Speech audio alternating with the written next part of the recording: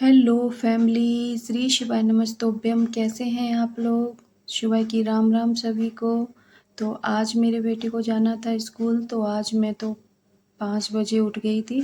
तो मैं थोड़ा छत पे घूम रही थी और फिर मैं आई हूँ किचन में। तो फर्स्ट मैंने की किचन में वही डेली का रूटीन जो है, दूध निकाला, दूध की मलाई निकाली और दूध वगैरह गरम करना था और बेटे का लंच भी तैयार करना था। तो सारा काम मुझे जल्दी जल्दी करना था। यहाँ पे मैं बेटे के लिए कुछ अंकुरित करने के लिए कुछ अनाज गला के रखती हूँ जो मेरा बेटा खाता है, जैसे मूंगफली, सोयाबीन के बीज, चने वगैरह। बस यहाँ पे मैं बोतल वगैरह उसकी धो रही थी और बस बोतल वगैरह धोने के बाद मैंने फटाफट सब्जी भी छौंक दी थी। सब्जी तैयार हो गई थी और रोटियां भी सेक दी थी। उसका लंच तैयार हो गया था और बेटा जा चुका था। इसके बाद मैंने भी चाय वगैरह पी और फिर मैंने की कमरों की सफाई। सभी लोग उठ चुके थे तो कमरों के मैंने सारे बिस्तर वगैरह सब कुछ जल्दी से ठीक किया और झाड़ू वगैरह भी लगा लिया था। इसके बाद फिर मैं किचन में आई तो किचन में मैंने की फिर खाने की तैयारी। तो खाने में मैं बनाने वाली थी आज बैंगन का भरता और तुअर की दाल।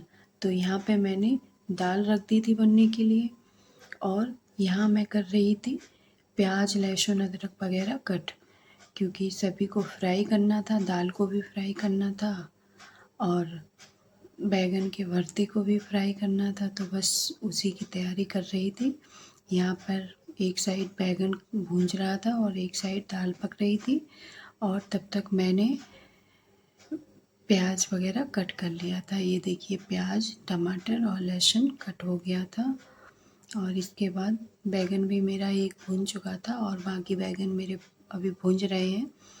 तो बस बैंगन वगैरह भून जाए इसके बाद मैं करूँगी सब्ज़ी बनाने की तैयारी। तो बस सब बैंगन वगैरह भून चुके थे, दाल भी पक गई थी।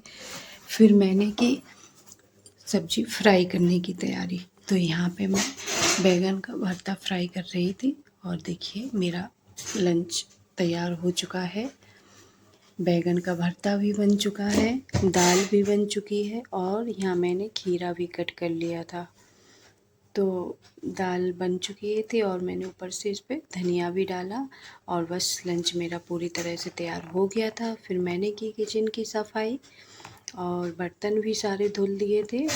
तो पूरी तरह से मेरी किचन साफ़ सुथरी हो गई थी। फिर मैंने यहाँ बैठ के लहसुन छीला। मैं हमेशा लहसुन छील के ना स्टोर करके रखती हूँ, क्योंकि सुबह तो छीलने का टाइम ही नहीं मिलता है। तो मैं एक एयरटाइट डिब्बे में छील करके फ्रिज में स्टोर करके रख लेती हूँ। और फिर दोपहर में मेरा ये देखिए बेटा आ गया था। अभी इसकी यूनिफॉर्म नहीं आई है तो ये घर के ही कपड़ों में स्कूल जाता है अभी। तो ये आ चुका था और इसे मैं डांट रही थी तो ये देखिए किस तरह से चिढ़ रहा था। फिर शाम का टाइम हो गया तो शाम को मैं गई छत पे और छत से लाई कपड़े और कपड़ों को मैंने तय करके अच्छे से उनको रखा। कपड़े सूख चुके थे, धूप बहुत तेज़ पड़ने लगी है तो कपड़े तो अब फटाफट से सूख जाते हैं। इसके बाद मैंने देखी यहाँ पे चूड़ियाँ, मेरे कुछ कंगन थे जो मिल नहीं रहे थे तो मैंने वही खोजे। इसके बाद यहाँ पे देखिए मैं कंगन खोज रही थी और यहाँ पे जो मैंने बेटे के लिए कुछ चीज़ें गला के रखी थी ना रात भर भिगो के, जैसे सोयाबीन के बीज, मूंगफली, चने, मूंग दाल, इन सबको मैंने सुबह ही निकाल के छन्नी में रख दिया था। और अब मैं इनका सारा पानी निकल गया है तो अब मैं इनको एक एयर टाइट डिब्बे में रख दूँगी।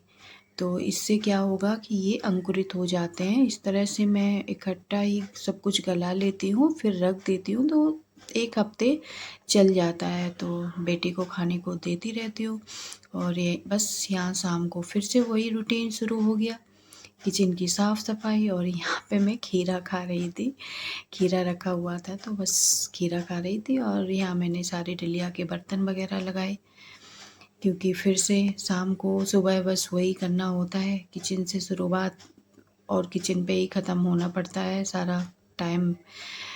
तो यहाँ पे मैं दूध भी आ गया था तो मैंने दूध छाना और दूध गर्म करने के लिए रख दिया। यहाँ पे दूध गर्म हो रहा था और यहाँ मैं बेटे से बात कर रही थी। आज बेटे को जाना था मार्केट बुक्स वगैरह लेने के लिए, तो बस यहाँ पे बेटा वही पूछ रहा था। बेटा चला गया था बुक्स लेने, तब तक मैं छत पे आई तो मैंने पेड़ों में पानी दिया। काफ़ी धूप पड़ने लगी है, अब तो डेली ही पानी देने की ज़रूरत पड़ती है क्योंकि यहाँ पे छाया नहीं है बिल्कुल, काफ़ी कड़क धूप पड़ती है तो पेड़ भी बहुत बुरी तरह से मुरझा रहे हैं। तो बस मैं शाम को पेड़ों में दे रही थी पानी और यहाँ पे मैंने पानी दिया। इसके बाद देखिए मेरा बेटा आ जाता है बुक्स लेके, तो ये देखिए उसकी बुक्स वगैरह आ गई हैं। अब सारी बुक्स दिखा रहा था बेटा। इस बार तो वहाँ 3-3 मैथ की बुक्स वगैरह आई हैं, तो बस यहाँ पे मैं भी उसकी सारी बुक्स और कॉपी वगैरह सब देख रही थी। और अब इसको कल लेके जाना था तो इस पे कवर वगैरह भी चढ़ना था।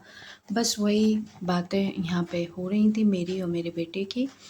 बस इसके बाद मैंने उसको बोला कि अब कल चढ़ा देंगे कवर इस पे, क्या है अभी रात भी काफ़ी हो चुकी थी और मुझे खाना वगैरह भी बनाना था, तो बस यहाँ पे मैं वही देख रही थी। और बेटा बता रहा था कि यूनिफ़ॉर्म अभी नहीं मिली है, यूनिफ़ॉर्म के लिए अभी 3-4 दिन वेट और करना पड़ेगा।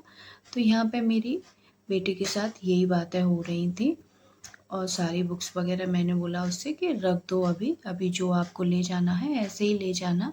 इसके बाद कल दोपहर में दोनों लोग बैठ के सारा कवर वगैरह कंप्लीट कर लेंगे।